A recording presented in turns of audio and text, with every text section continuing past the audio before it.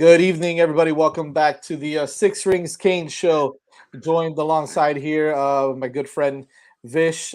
Thank you for joining us, and we got David Eversole in the one on the ones and twos behind the scenes. By the way, Dave, feel free to jump in whenever you want. Whenever you hear something, you're like, "Yo, I can't take this anymore. I gotta say something." Feel free to jump in, and hopefully we'll have Jakari Givens here on the show as well coming up shortly. Vish, again, thank you so much for joining us. I know you got a lot to say Yeah, no. today as well, man. So it's going to be interesting because obviously it's I don't even know how to explain it right now. I think everybody right now is just trying to figure out what the hell is going on, right? Miami loses badly to Michigan State last week, 38-17 last weekend. And again, losing possibly losing De'Aaron. It looks like De'Aaron King's going to be out for this game with some shoulder soreness. Obviously, Central Connecticut State is a team that we should win with either you or myself playing quarterback for the Canes. So but then again, would we be surprised if it's like 13-3 at the half? Like it's gonna be crazy. Jalen Rivers out for the year also with a torn knee, an MCI, I believe it is. So he had surgery today as well. So he's out for the year. So a big blow to what was an abysmal offensive line already. He was our best offensive lineman, and that's probably not saying much either. So Vish, I want to start off. Go ahead. I want you to get in on this and talk to me a little bit about what you're feeling right now, because at this time, this is what I want to kind of go over is how you're feeling right now.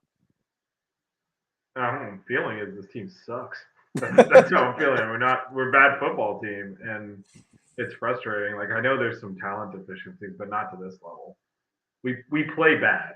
I think that's the frustrating thing. Like you never watch us play and think, oh, this team is really playing well. It's always bad, and sometimes we win, sometimes we lose, but it's never like that was just 4 quarters of great football. And so I think that's probably my biggest feeling right now. My gripe there is that the team is just bad. Yeah, I mean, that's probably the easiest way to put it. We had again, maybe we're kind of doing it to ourselves, or at least I'm doing it to myself, right? Higher expectations for this team, for this program coming in this year with the amount of older guys, veteran guys, leadership. Some guys that showed some promise throughout the last couple years. Last year was it was a COVID year, right? So things are going to change, things are going to get better. Manny Diaz makes some changes in coaching, goes back to coaching defense. He hires T-Rob and so on and so forth, right? So all these changes are supposed to bring about this positivity and this this renewed energy within the program. Listen, man, I mean, it looked like the same old bunch out there, where we get out coached, where we get out physicaled, I guess, if that's even a word. We get out physicaled out there, right? We're worse this year on defense, as far as from a tackling perspective, and obviously some players are missing their assignments completely. Well, we won't even bring up, and again, we kind of talk amongst ourselves, but I don't like to knock kids per se, but it's kind of hard not to bring up the Gervin Hall incident, right? On that play that he just completely, I don't even know what he did, to be honest with you. It's kind Well, I mean of that was Miami that football this year, right? exactly right. He runs himself out of the play. Carter misses the tackle. We don't even notice that Gervin ran himself out of the play. So it's like it's a team effort to screw that up. And the thing that really struck me is we watch this all the time, and our fans overreact sometimes. And so we're basically when Miami's playing, it's all just like well, vitriol, right? But what you saw was national reporters, especially some that like cover the Big Ten, so they don't watch us that much, shocked at how bad we were tackling, like tweeting out, "I've never seen a team tackle this bad." ESPN to start the second half ran a montage of all of our screw ups from the first half, and then conclude that with, and we're not even talking about the penalties, and they just showed the stat. Like it was shocking to people that don't watch us on a weekly basis how bad we were playing, and I don't know if they even realized that's how we always play. Like that was not like an ab. That's why we get so frustrated because it wasn't like drop passes. We've been talking about that for 3 years. Like and that definitely played a major role in what happened. If Mallory catches that touchdown, 14-3, I mean, you're Well, probably going to win at that point. yeah, that's what I was gonna say. That was the turning point, right? It was one of them. I Yeah. mean, we just it was across the board, just sloppiness, drop pass. Even before that, though, one of the early drives, Harley killed with a drop, or we keep moving the ball down the field. So we have this ability to string plays together and not score because we make so many mistakes. We missed a chip shot field goal too, although Borregales overall has been fine, so I definitely don't want to he missed a kick. Good thing he made that kick against App State or we're winless. Yeah. So just across the board, we have this really strong ability to move the football and not score because we drop passes on critical plays. We can't run for shit. So if you need to get a short yardage, we can't do it. We got the short yardage, we converted that fourth down because King basically had to commit suicide and run into 4 linebackers to get a yard.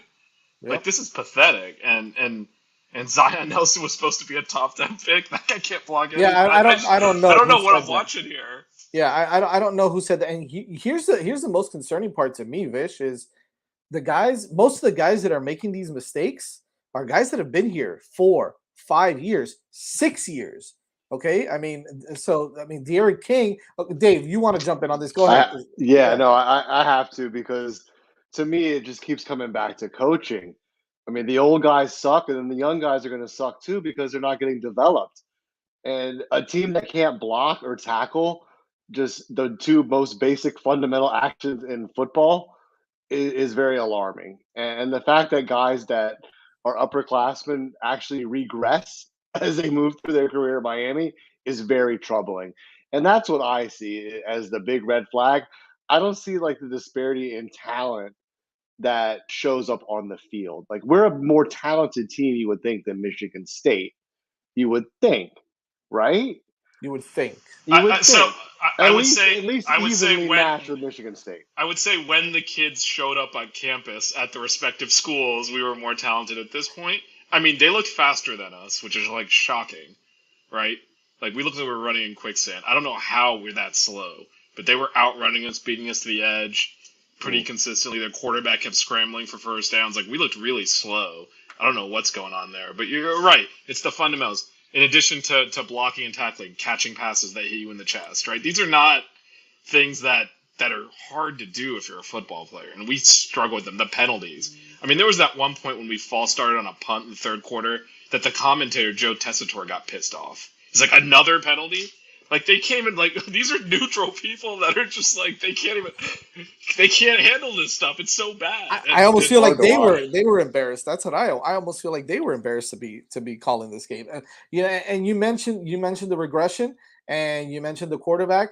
Listen, I don't care what you say. I mean, De'Aaron King has regressed this year as well, and that's that he's the one that's kept us in a lot of these games by making some plays with his feet.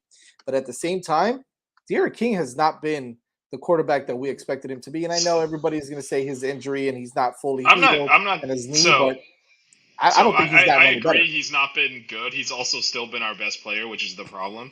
Right. He turned it over 4 times on Saturday. My question, that was a major Jay Garcia.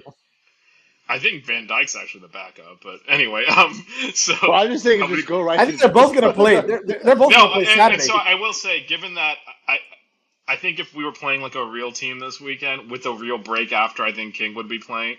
You got to remember, Virginia's 5 days after this game. There's no way they're going to put him out there against Central Connecticut State, get him banged around. Because we know this offensive line can't block. The quarterback's going to get hit.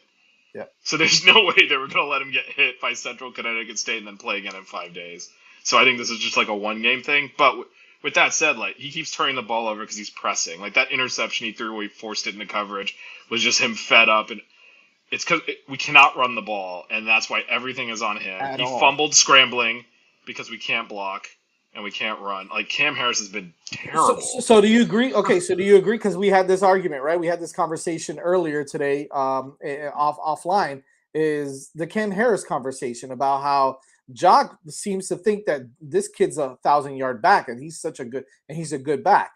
I, on the other hand, do not think that he is a good back. I think that he's got the talent to be a good back, but he thinks that he's a scat back, whereas opposed to what he is. He's a 5'10", 5'11", 220-pound guy that should be going north and south. right? And he's not Yeah, finding. he doesn't he's hit not the making those hole. plays. Like He doesn't hit the hole. well, when there is a hole, I mean, but he also he just takes a lot of negative plays. Like unfortunately, Cheney's out for the year. You didn't see they both had the same crappy blocking, and Cheney didn't look outstanding anyway because there's nowhere to run. But he would get 1, 2, 3 yards, occasionally 6, 7 yards. Cam Harris so many negative plays like that. The reason we had to go for it on the fourth down where King got injured the second time and he just kind of like ran it off and kept playing was because Cam Harris tripped over his own feet on 3rd and 1. That one was actually blocked and then fell into the line and like came up short. Like he's always been that way in his career. He's been inconsistent there at games. I know what Jock sees in him because occasionally you'll see this guy like Right. hit it. But that doesn't make you a good back, though. That doesn't make No, you. he's not. You know? He's not consistent. Yeah, I Right. agree with that comment. He has no vision. Yeah. And so there are games where he looks really good and like, man, if we can get that guy every game, but we get him like once every 6 games, and now he's the only running back. That's not. We got to work these freshmen in, man, because this is Well, if not you going have to bad work. vision and you're not elusive or fast, then that's not good.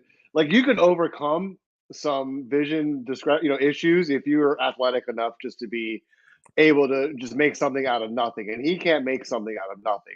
It has to be pretty well set up for him, unless he just puts his foot into the ground, makes one cut, and goes north and south, like you said, Jazz, and falls for it and gets 3 or 4 yards Right. instead of dancing, horizontally along the line of scrimmage and just waiting to get blown up every time. But Well, that's what we need from him, right? Because we just want to. You just got to get some balance so like every Right. yard does not have to come from Derrick King, and we can't even get that out of him. Like, get 3 or 4 yards. That's great. Get us into 2nd and 6. Let King hand it off a few times. Well, Instead, and he loses 2 yards, like you said, trying to dance around. Now it's 2nd and 12. Now the all line's got a pass block, and everyone knows we're throwing. It's like it's dead already. And not only that, with how big he is, he doesn't break tackles either. There's no breaking tackles with how big he is because of his lack of elusiveness. So I mean, I'm with you, Dave, on that. Yeah, and we saw a good back on the other team cutting back, making people miss, leading forward, always picking up those extra yards, and it was obvious. Yeah, the deficiencies in our running back. Like I don't know what, frankly, don't know what John's talking about. I think he's very one-dimensional as well. And the problem is you have no threat of a running game, and it really handcuffs other parts of your offense. The RPO, the play action, anything like that. Without a threat of the running game, you're putting yourself behind the chains on early downs, and you're really scaling down your offense because, like you said, Vish, they're predictable. They're going to be in 2nd and 12 and have to throw it to somebody who's probably not going to catch it. And then, you just wash, rinse, and repeat. It's the same cycle, drive after drive, and that's why they can't finish. They're not good inside the 20 because they don't have a hammer that's going to put the ball inside the 5.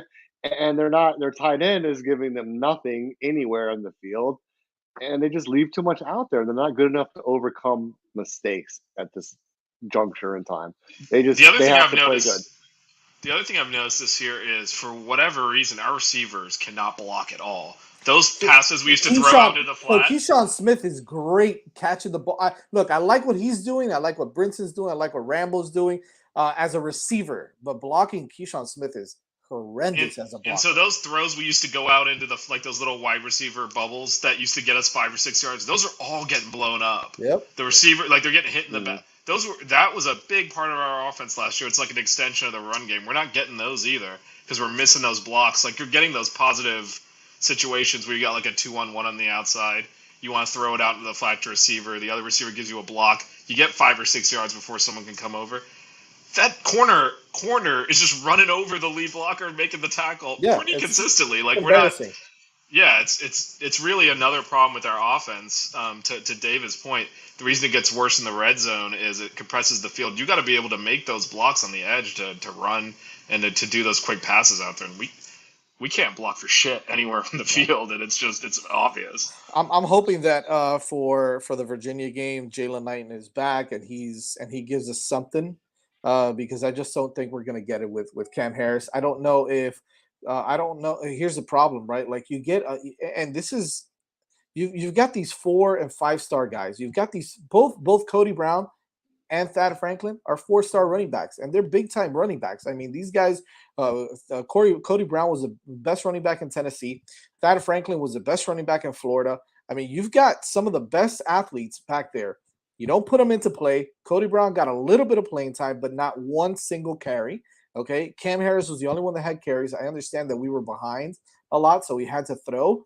But I think that at the beginning, if you don't get those guys involved, that was the biggest problem with Don Chaney as well. There was a report out there that Don Chaney was pissed off after game one because they had him in the game plan, and then all of a sudden threw the game plan out and didn't give him the ball at all. And so he was pissed off. So Manny had to go and apologize to him. First of all, that's bullshit, right? You shouldn't have to go and apologize to a player because you screwed up and you made just do what you're supposed to do. How are you not going to have Don Chaney out on the field more often? How are you not going to do that? How are you not going to have your best players? And listen, I don't care what anybody says. I don't care what Jock says. I don't care what anybody says.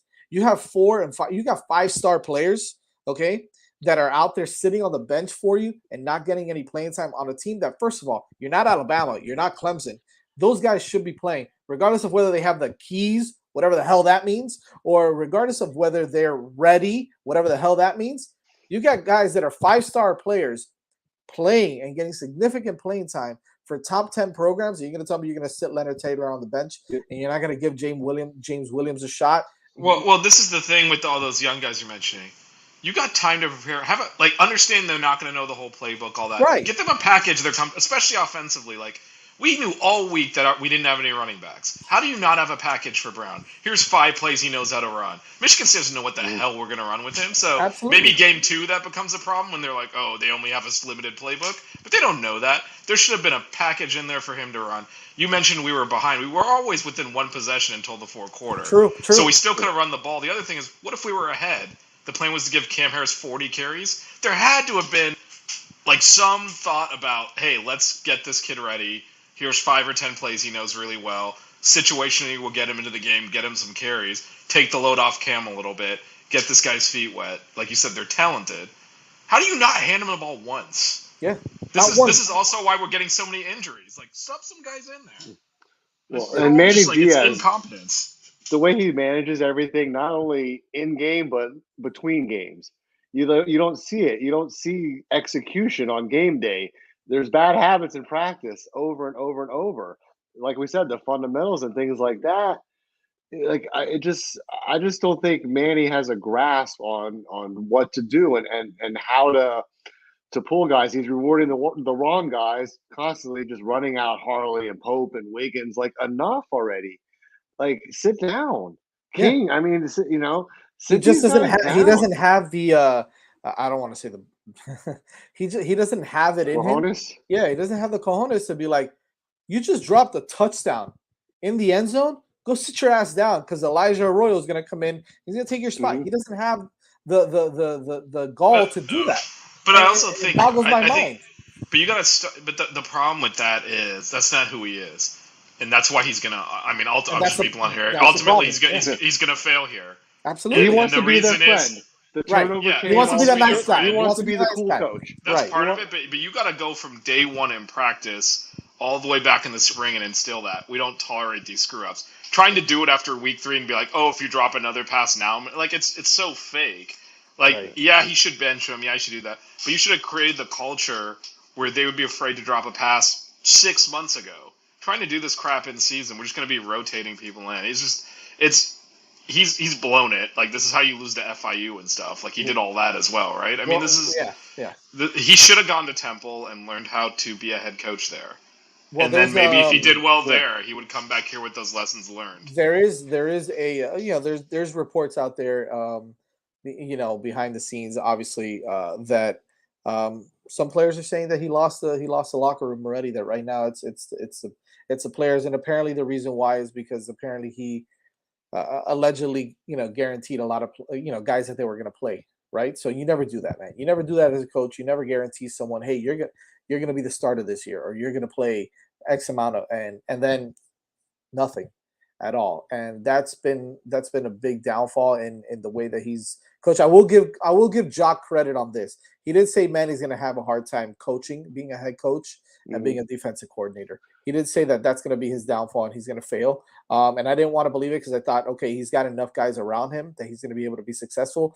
And listen, the defense didn't play bad the first half, but when you are constantly putting your defense in positions where they have to be on the field all damn night, well, then at the end of the day, yeah, they're going to give up yards. They're going to give up points if you can't move the football and you can't score. So I think it's a little bit of both. Listen, execution was terrible anyways on defense. I'm not giving them a pass for them playing well because they didn't play well, because they still don't know how to tackle. They still don't know how to execute certain plays. And obviously there's a lot of guys that were out of position and this, that, and the other, whatever you want to say. But at the end of the day, man, this team is not good enough to be really good on one side and be terrible on the other side. They can't overcome it, and they're not even that, right? So it's even more of an issue. Yeah, it's what, but I think you hit the nail on the head when you referenced what Jock said about he's stretched too thin trying to be the head coach and defensive coordinator. Gary in our chat mentioned lack of attention to detail. Like that's because you don't have a head coach. He's busy trying to fix the defense. Who's coaching the team? He's not. There are coaches that can do both. They're experienced head coaches that then, okay, I'm going to take on an additional responsibility. He's still learning how to be a head coach. Now he's trying to be the defensive coordinator as well. Like it's too much for him. Yeah. This whole thing is teetering. Like we'll see what. I mean, like the whole rallying cry now is, well, we haven't lost an ACC game yet. Like I do wonder. No, well, I mean, in theory, we're like We're if North undefeated. Carolina lost one. Well, North Carolina already lost one, right? So in theory, but I have a feeling this. I mean, we've seen this story, right? This does feel like it's about to implode. Oh, they could Like roll out we'll the definitely win 3K. this weekend. We can definitely win this weekend, but then it's like Virginia's 5 days after that. If we lose that going to that bye week, it's gonna get ugly. Like and we could definitely lose that because they execute. Like even though We they still lost this have a weekend to lot North to Carolina, play for. Yeah, Yeah. exactly. Look, and like that look, team is good execution. That's going to be a big coaching mismatch. Bronco Mendenhall can Bronco's a coach. hell of a coach. That's going to be. But he has his guys. He has his guys Yeah. ready to play. Like you said, he has his guys ready to play. They execute, regardless of talent. They execute, and sometimes execution and doing things the right way trumps just being talented. Right? That's just the Yeah, bottom and line. so that's going to be a big coaching mismatch. So we're going to have to overcome that. And if we lose that, and then it's at that point we'd be like 2-3, 0-1 in the conference in the bye week. That's how you get like a complete meltdown. So I want to mention something, and I kind of want to, before we even move forward to the CCS, we don't really have much to talk about there, except for what we're going to do on our side. Gary and Ennis are bringing up some great points. There's a lot of talk out there, right? I don't want to say that this is the truth, but there's a lot of talk out there, right? Everybody's calling for Manny's head, and they want to bring in Mario Cristobal or Lane Kiffin and this, that, and the other. Number one. Okay, you're not going to bring those guys in because this is the talk, right? I'm not saying that this is the truth, but this is the talk. The school doesn't care enough about the football program anymore. Okay, especially at the top, the higher ups, right? You're talking about. I'm talking about the president. They don't care enough, right? So any money that they do get, they're not going to listen. It's going to cost $50 million to get Mario Cristobal here. People don't realize that, right? That's how much it's going to cost, including buyouts for Diaz, buyouts for Cristobal, then contracts. I mean, all of that, you don't realize it's $50 million, right? So there's an article that was written by someone that one of these journalists that I really don't, I think it's full of crap. I think it was a bunch of bull. But however, talking about how, Mario won't come here as long as Blake James is the AD, right? Obviously, Blake James is an issue as well. There's too many things going on aside from Manny Diaz that are not going to allow this program to be, and forget about what it once was. It'll never be that. But to be a program as opposed to just a football team, right? That's the biggest thing. Is this just a football team or is this a program? And right now, it's not a program. It's a football team because the administration, they just don't care enough about making this team. They don't need a football program to make them a ton of money anymore. Let's put it that way, right? It's different times now, so they don't care enough. And so to bring in a guy like Mario Cristobal, which by the way wouldn't be my number one choice, but a lot of people like him as their number one choice, and I understand why. But to bring in a guy like that, to bring in a guy like Lane Kiffin and some of these other guys that are out there that would potentially be, coaching here. It's going to take a lot more than just firing Manny Diaz. Am I right? They don't take the business of football seriously enough, basically. And you see that on the field because of the lack of accountability for Diaz. Like he's been allowed to repeat the same things for how many years now. And you just see it in the game day preparation and the product on the field from week to week.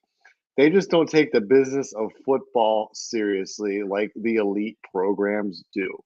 And until that dynamic changes, like you said, from the administration down through the AD and everything, which I think Blake James is handcuffed a little bit, maybe by Julio Frank and the board, because like you said, they're looking at curing cancer, and UM has a lot of big things that they're doing. I Right. saw one of those tweets today, and I get it. You're rounding out the school, and to expect a return to glory in this day and age is just unrealistic.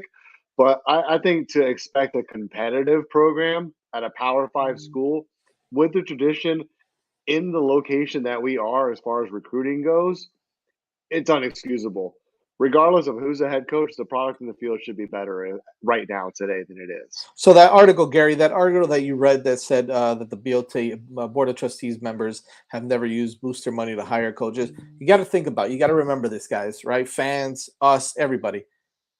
They put stuff out there that they want the media, that they want the public to know. Okay, the Board of Trustees are not going to tell you everything that's going on in the program or with the booster club. They're not going to tell you that. And Vish, I mean, correct me if I'm Yeah, wrong, but this they're whole not going thing to is tell you. a.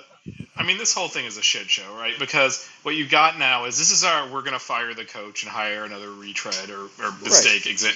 Like we're in that cycle, right? Because this is the part where people are recognizing that this is not working, and the board of trustees start leaking things out, like, "Oh, I'm the one who cares. No one else cares but me." They're all saving their own ass, like they don't care. Right. And I can And tell by you the right way, now, John Vilma is part of the board of trustees. You're going to tell me that guy doesn't care about this the program? problem is the people that would need to, John Vilma's not going to like bring in the big bucks to Gary's No, point. We don't no, need but a booster. he still cares, Yeah, though, no, right? there are people in there. A-Rod's a board of trustee member. He cares about our athletic program, even though he didn't go here. Like, there are people there that do care. The problem you're going to have is the decision makers within the administration, the people that are hired to be stewards of our athletic program, do not give a crap. Right. And they're running it into the ground. And it's not just football. It's Oh all of no. our Oh major yeah. programs are a disaster. If there was Absolutely. any accountability for an athletic director at all with any on-field component, he should have been fired a long time ago. This is a joke with our football, our basketball, and our baseball programs and where they are right now. So this is across the board. So I'm not like for Blake James, like I don't know how he has a job.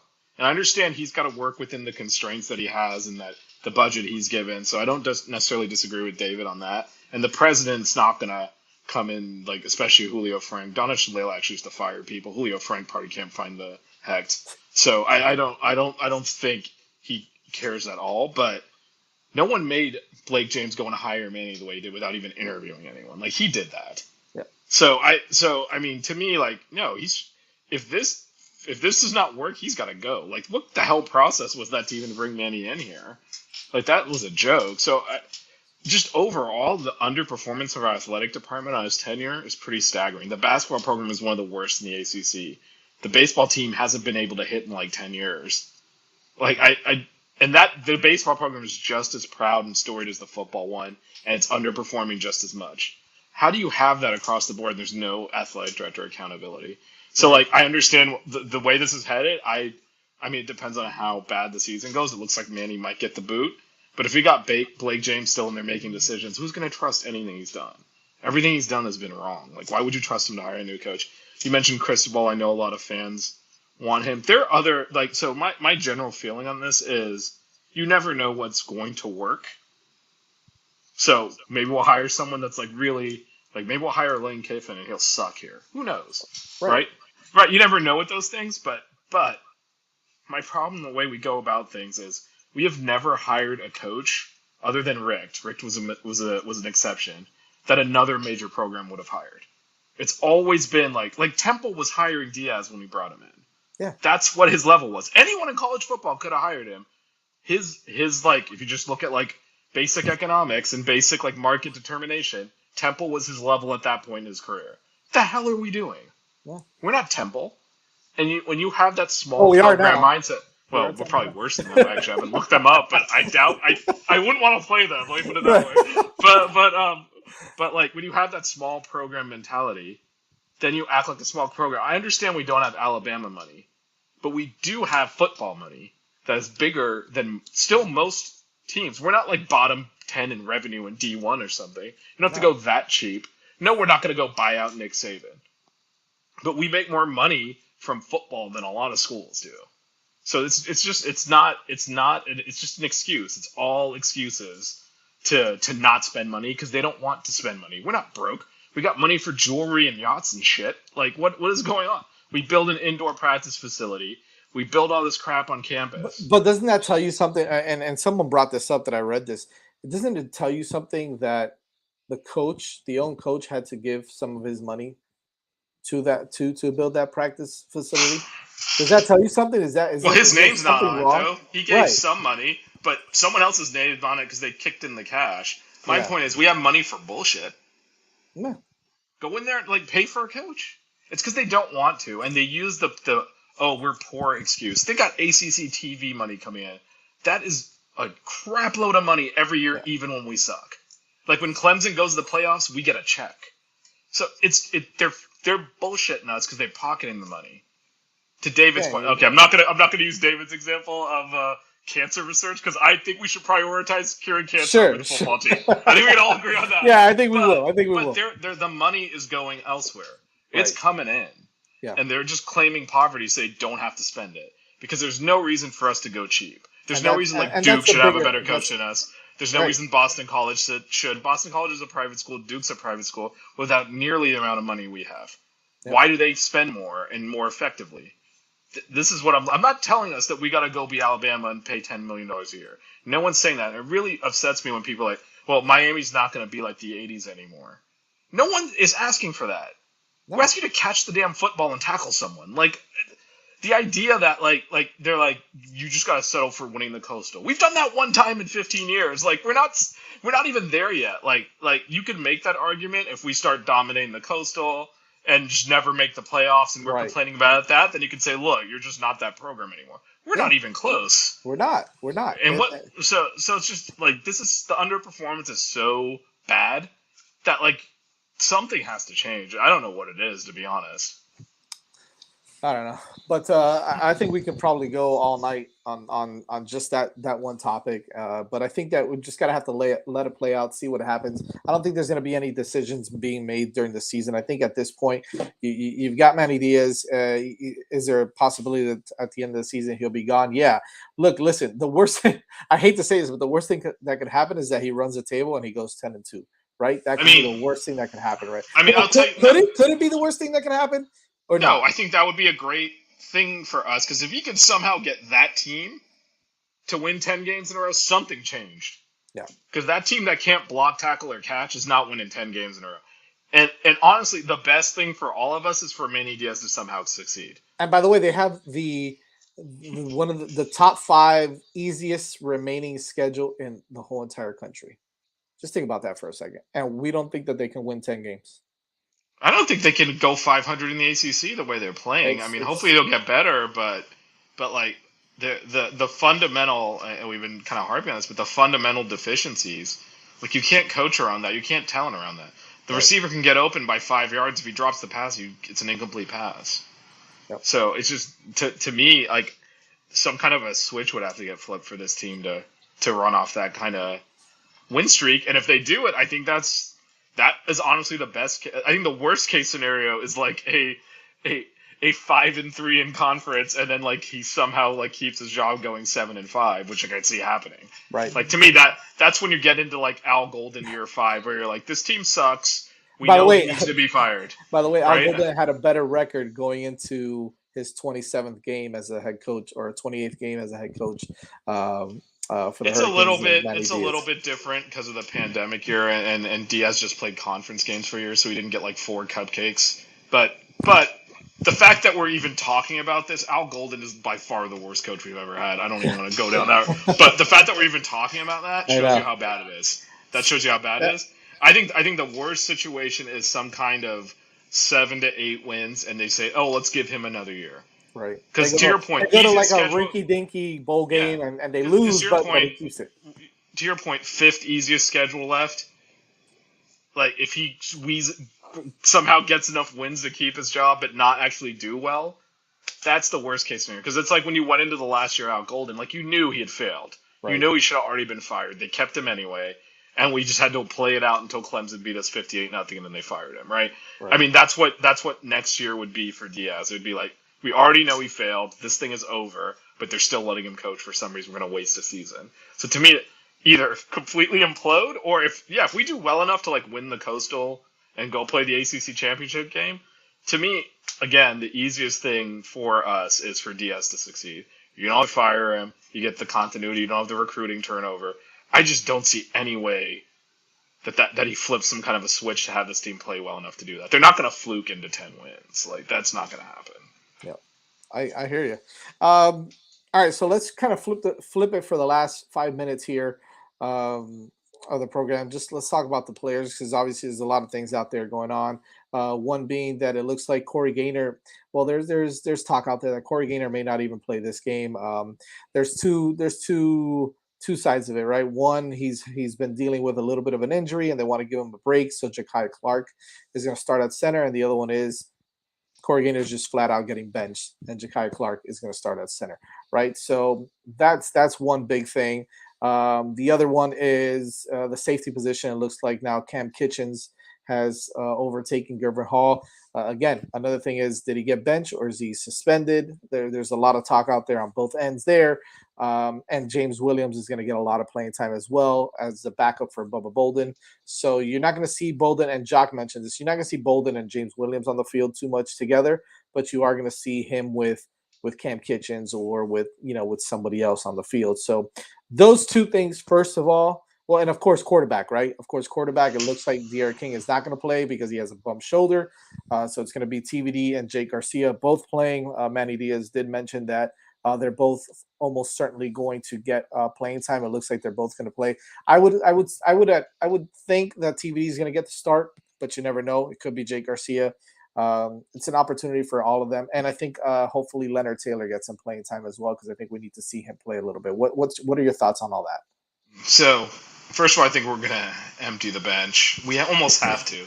I mentioned this earlier. You got Virginia in 5 days. You cannot have, your starters playing 3 or 4 quarters in this game and then playing again in 5 days. So you got to empty the bench. I think it's really hard to tell. Like for King, they're definitely just protecting that shoulder for Virginia. Right. These other Gaynor, I mean, he's been so bad. Maybe he is benched. Like you could legitimately see them. Okay, needs to rest up for Virginia, or also, yeah, maybe this guy should be playing.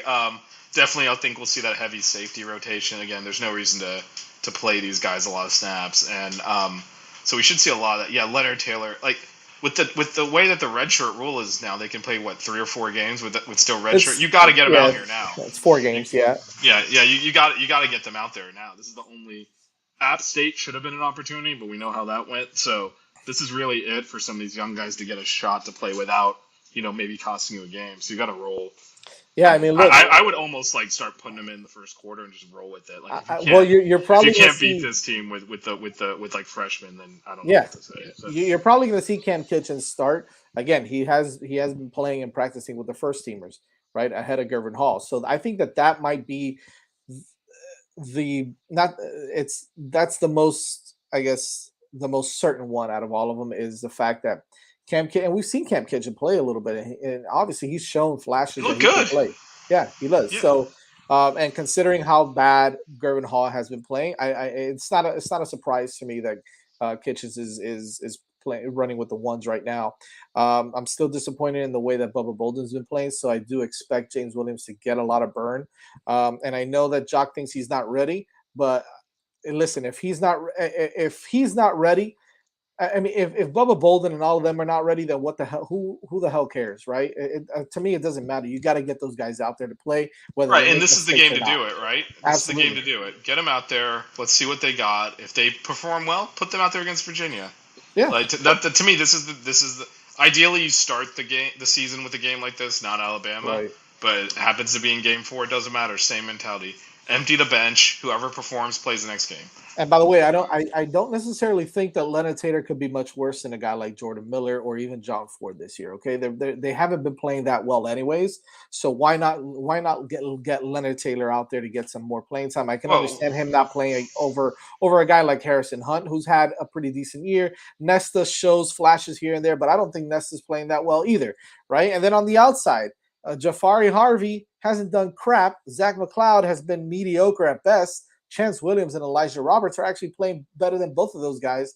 And even DeAndre Johnson has been a disappointment. So why I don't know what why, you're talking about, Jazz. Yeah. Diaz said the defensive line was perfect against Michigan State, and everyone else screwed up. Yeah, it's absolutely unbelievable that he said that. That they were whipping him. Get out of here with that crap. I know. So yeah, no, definitely. And this is the really frustrating thing. You're mentioning a lot of guys that aren't performing, and we have talented freshmen. Like D line is something you're supposed to rotate heavily.